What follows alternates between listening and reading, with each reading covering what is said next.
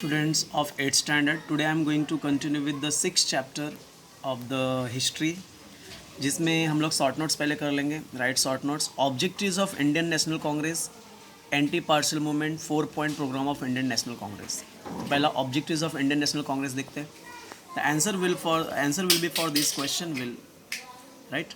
इस क्वेश्चन का आंसर जो है पेज नंबर 26 पे.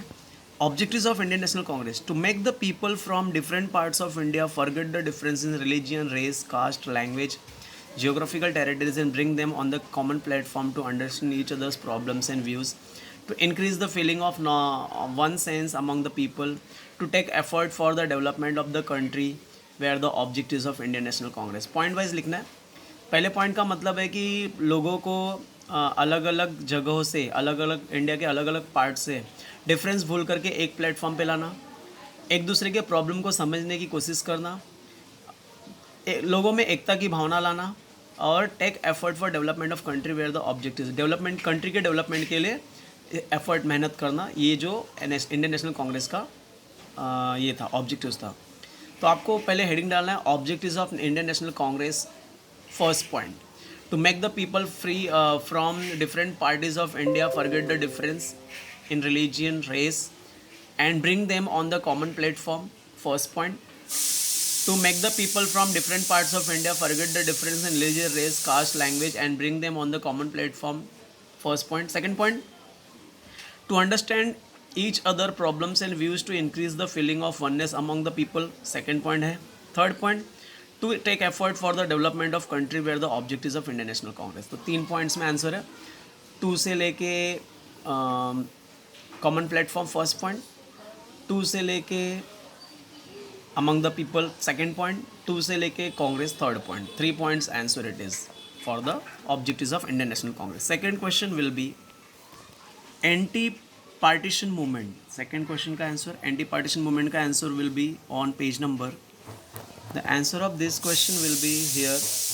All over India there were protest meeting to condemn the government's decision. Right?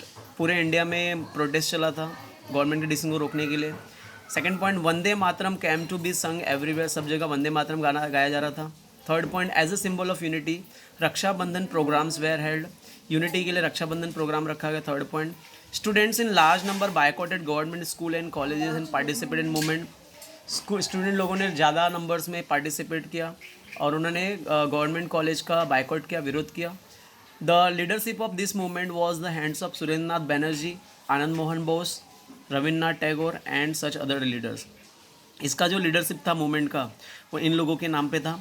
Extent of Indian national Congress increase due to the anti partition movement. Congress लोगों का जो वर्चस्व बढ़ गया था इंडियन एंटी पार्टीशन मूवमेंट की वजह से. इट बिकम नेशनल मूवमेंट या नेशनल मूवमेंट हो गया था. Is this clear? तो अपना आंसर जो है वंदे यहाँ से स्टार्ट होता है ऑल ओवर इंडिया से. All over India there was protest meeting to condemn the government's decision. पूरे इंडिया में मीटिंग हुआ था गवर्नमेंट डिसीजन को रोकने के लिए. वंदे मातरम गाया जा रहा था. रक्षाबंधन हेल्ड किया जा रहा था यूनिटी लाने के लिए. स्टूडेंट लोग ज़्यादा मात्रा में गवर्नमेंट स्कूल में पार्टिसिपेट कर रहे थे मूवमेंट में. इनके जो लीडरशिप थे सुरेंद्रनाथ बैनर्जी, आनंद मोहन बोस जैसे थे. इंडियन नेशनल कांग्रेस का वर्चस्व बढ़ गया था और नेशनल मूवमेंट बन गया था. Is this clear? तो your answer should be point wise. All over से decision first point, Vande Mataram से everywhere second point, as a symbol से हेल्ड थर्ड पॉइंट, स्टूडेंट से लेके मूवमेंट फोर्थ पॉइंट, द से लेके लीडर्स फिफ्थ पॉइंट, द से लेके movement six point. Total 6 points answer it is. वापस रिपीट कर रहा हूँ. ऑल ओवर इंडिया से लेके डिसीजन फर्स्ट, वंदे से everywhere second, as a symbol से हेल्ड थर्ड, स्टूडेंट से मूवमेंट फोर्थ, द से लेके लीडर फिफ्थ, एक्सटेंड से लेके movement six. Total 6 points answer it is. Next will be 4 point programme of Indian national Congress. Indian national Congress के 4 point programme बताने. The answer will be here. In the season Swaraj Swadeshi national education boycott, this 4 point programme was unanimously accepted by Indian National Congress. Right? First point. Right?